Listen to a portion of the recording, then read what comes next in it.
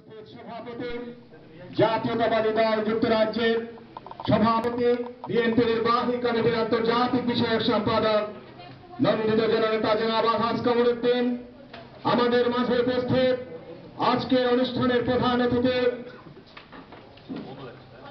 BNP chairperson Begum Khaleda জিয়ার উপদেষ্টা পরিষদের অন্যতম সদস্য বিশিষ্ট সাংবাদিক ঢাকা প্রেস ক্লাবের নির্বাচিত সভাপতি নন্দিত জননেতা জনাব শওকত মাহমুদ, আমাদের মাঝে উপস্থিত আজকের যিনি বিশেষ অতিথির আসন অলঙ্কিত করেছেন বাংলাদেশ জাতীয়তাবাদী দলের কেন্দ্রীয় যুগ্ম মহাসচিব সাবেক প্রতিমন্ত্রী 90-এর মহান গণঅভ্যুত্থানের মহানায়ক ডাকসুর সাবেক ভেবে জাতীয়তাবাদী ছাত্র দলের অহংকার বিএনপির অলঙ্কার আমার রাজনৈতিক শিক্ষা করে দেশনেত্রী বেগম খালেদা জিয়ার খ্যাত কামান আমানুল্লাহ আমান উপস্থিত ডাকসুর নির্বাচিত সাবেক এজিএস জাতীয়তাবাদী ছাত্র দলের সাবেক সাধারণ সম্পাদক জাতীয় সংসদের সাবেক সংসদ সদস্য জাতীয়তাবাদী দলের সাবেক তথ্য গবেষণা বিষয়ক সম্পাদক নন্দিত জননেতা জনাব নাজমুল উদ্দিন আলম উপস্থিত যুক্তরাজ্য বিএনপির সিনিয়র সহসভাপতি মিয়া মনিরুল আলম ও সাধারণ সম্পাদক ব্যারিস্টার এম এ সালাম সহ সমবেত ভাইরা, আসসালামু আলাইকুম। আপনাদের সকলকে জানাই আমার ব্যক্তিগত পক্ষ থেকে এবং জাতীয়তাবাদী ছাত্র দল কেন্দ্রীয় সংসদের পক্ষ থেকে রক্তের শুভেচ্ছা, বিপ্লবী অভিনন্দন। বন্ধুরা, আজকের এই এমন দিনে 2008 সালে বিএনপির সিনিয়র ভাইস চেয়ারম্যান জননেতা জনাব তারেক রহমান সকল ষড়যন্ত্র চক্রান্তের জাল ছিন্ন করে মুক্ত হয়েছিলেন, কিন্তু আজও সেই চক্রান্ত এবং ষড়যন্ত্র শেষ হয়ে যায়নি। তারেক রহমানের মুক্তির পরে বাংলাদেশের মানুষ ভেবেছিল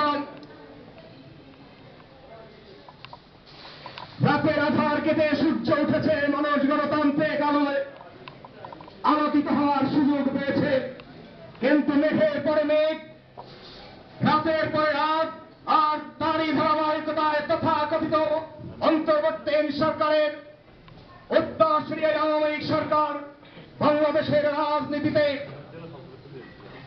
অমানিসার অন্ধকার ঢেলে দিয়েছে। আজকে সারা বাংলাদেশ একটি কারাগারে পরিণত হয়েছে। আজকের দুই দলীয় নেতা কর্মীদের উপরে অন্যায়, অত্যাচার, জুলুম, নিপীড়ন, নির্যাতন, স্টিম রোলার সরকারের একমাত্র পরিকল্পনা হিসেবে তার বাস্তবায়ন করার চেষ্টা করছে।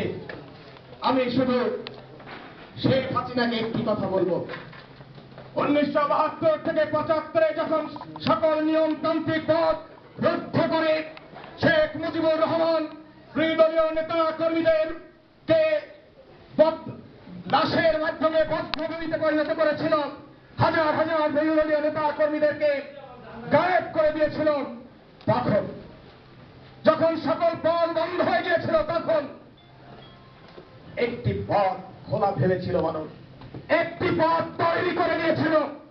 সেই পথটি ছিল 1975 সালের 15ই আগস্ট। আজকে শেখ হাসিনাকে বলতে চাই, আমরা 15ই আগস্ট কামনা করি না, আমরা 15ই আগস্টকে সমর্থন করি না। বাংলাদেশের মানুষের জন্য এমন কোন সকল পথ বন্ধ করে দেবেন না যার কারণে বাংলাদেশের মানুষ নতুন করে চিন্তা করার সুযোগ পায়। বক্তব্য দীর্ঘায়িত করব না, শুধু একটি কথাই বলবো, শেখ হাসিনা সম্রাট জাহাঙ্গীর সাহেব জাহাঙ্গীরনগর বর্তমান ঢাকা দেখার জন্য 16শ শতাব্দীতে তিনি কালীগঞ্জ আর ঢাকার মাঝবর্তী ঐতিহ্যবাহী বুড়িগঙ্গায় বজরা গেড়েছিলেন, কিন্তু সকালবেলায় উনি যখন বজরার উপরে উঠলেন, উঠে উনি দেখলেন পানি একদিকে যাচ্ছে, বিকালবেলায় উনি দেখলেন পানি উল্টো দিকে যাচ্ছে। তখন উনি সুবিলারকে ডেকে বলেছিলেন, এটা কেমন দেশ, এটা কেমন মুল্লুক, সকাল পানি একদিকে যায়, বিকেলে পানি অন্যদিকে যায়, এই মুল্লুক আমার জন্য নিরাপদ নয়। এদেশের মানুষ জন্য নিরাপদ নয়।